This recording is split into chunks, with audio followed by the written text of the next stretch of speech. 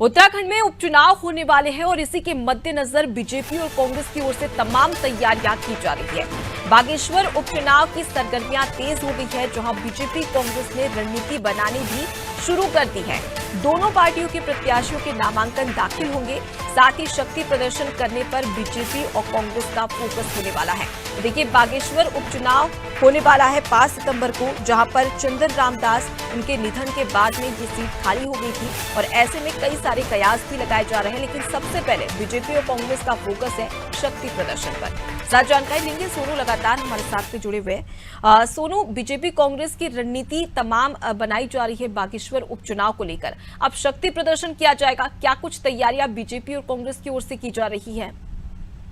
इस चुनाव पर जीत दर्ज कराने के लिए सत्ताधारी पार्टी बीजेपी के रणनीतिकार भी लगातार रणनीति बना रहे हैं और एक के बाद एक कदम भी उठा रहे हैं और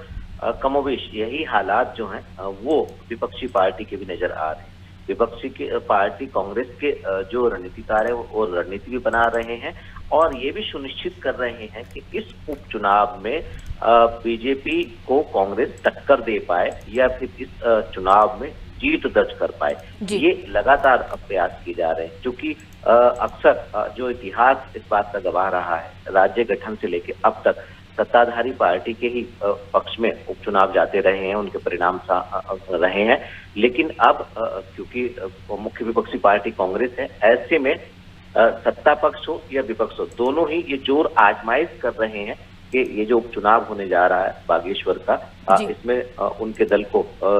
जो है वो बहुमत मिले और वो जीत का परचम लहराए। क्योंकि बीजेपी लगातार रणनीति बना रही है और ऐसे में जो पिछली बार विधानसभा के चुनाव हुए थे 2022 में, उस दौरान जो कांग्रेस के प्रत्याशी रहे हैं, महज 12,000 से अधिक वोटों से ही वो सेकंड नंबर पर आए थे, तो उनको बीजेपी में शामिल कर लिया गया है। तो कहीं ना कहीं कांग्रेस के लिए एक बड़ा झटका है और अब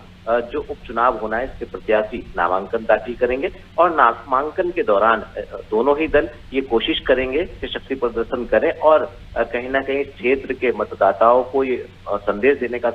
कार्य करें कि जीत जो है वो उनके दल की होने वाली है। अब देखना होगा कि जब नामांकन होगा दोनों ही दलों के प्रत्याशियों का, तो उस दौरान किस तरह की जो रणनीति है वो सफल होती हुई सामने आएगी। जी, लेकिन यहाँ पर कई सारे सवाल भी खड़े हो रहे हैं सोनू, जैसा कि आपने भी जिक्र किया कि कांग्रेस के प्रत्याशी रहे रंजीत दास ने बीजेपी में शामिल हो गए। उसके साथ ही कई सारे कयास लगाए जा रहे हैं कि आखिर कांग्रेस की ओर से और बीजेपी की ओर से प्रत्याशी कौन होगा, क्योंकि यहाँ पर यह भी कहा जा रहा है बीजेपी की ओर से कि चंदन रामदास के निधन के बाद जो उनकी पत्नी है या उनका बेटा है वो खड़ा हो सकता है, वो प्रत्याशी बन सकता है। इधर दूसरी ओर कांग्रेस के लिए एक बड़ी आफत है, क्योंकि जो उनके प्रत्याशी रहे रंजीत दास वो बीजेपी में शामिल हो गए। तो कयास यही लगाया जा रहा है कि आखिर कहीं ना कहीं जो कांग्रेस है बीजेपी, उनकी ओर से प्रत्याशी कौन होगा?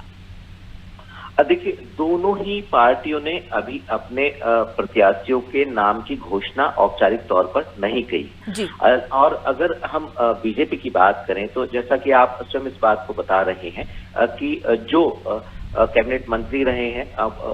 चंदन रामदास, उनकी पत्नी और उनके बेटे के नाम जो है वो हाल ही में बीजेपी की संसदीय बोर्ड की बैठक हुई थी पार्टी पदाधिकारियों की, और नामों का पैनल जो है वो केंद्रीय संसदीय बोर्ड को भेज दिया गया है। तो अब ये देखना होगा कि पार्टी हाईकमान आखिर किसके नाम की घोषणा करता है। दूसरी ओर अगर हम कांग्रेस की बात करें तो कांग्रेस को वाकई एक बड़ा झटका लगा है, क्योंकि पिछली बार अच्छा खासे मत जो है वो पिछले चुनाव में रंजीत दास ने प्राप्त किए थे और ऐसे में अब कांग्रेस को नए सिरे से ये रणनीति तैयार करनी पड़ रही है कि आखिर इनका कौन सा ऐसा प्रत्याशी हो सकता है जो इस क्षेत्र में अपना जनाधार रखता हो और जो बीजेपी के प्रत्याशी को टक्कर दे सकता हो, क्योंकि इसमें बीजेपी एक भावनात्मक पहलू को भी गंभीरता से ले रही है। जिस तरह से कैबिनेट मंत्री का निधन हुआ और उसके बाद फिर अब उन्हीं के परिजनों पर बीजेपी दांव खेलने की कोशिश कर रही है, तो कहीं ना कहीं भावनाओं से भी इस क्षेत्र के मतदाताओं से जुड़ा हुआ है और भावनात्मक तौर पर बीजेपी इस चुनाव में फोकस करने की भी कोशिश कर रही है। तो अब देखना होगा कि दोनों ही पार्टी कब तक, क्योंकि एक समय जो है वो सीमित है, कब तक आखिर अपने प्रत्याशियों की घोषणा कर देंगे और जो नामांकन होगा उस दौरान किस तरह से अपना शक्ति प्रदर्शन दोनों ही दल के नेता करने वाले हैं। बिल्कुल सोनू, सवाल खड़े हो रहे हैं, लेकिन अब देखने वाली बात होगी कि बीजेपी की ओर से, कांग्रेस की ओर से कौन से प्रत्याशियों को खड़ा किया जाता है, जिनके पास में सबसे ज्यादा बागेश्वर उपचुनाव की जो सीट है, विधानसभा सीट है, उस पर सबसे ज्यादा जनाधार होगा। फिलहाल के लिए मैं आपके पास में लौटूंगी। तो देखिए, बागेश्वर उपचुनाव होने वाले हैं 5 सितंबर को, और ऐसे में बीजेपी की ओर से और कांग्रेस की ओर से शक्ति प्रदर्शन किया जाएगा। और अब ऐसे में शक्ति प्रदर्शन पर दोनों ही पार्टियां फोकस करती नजर आ रही है।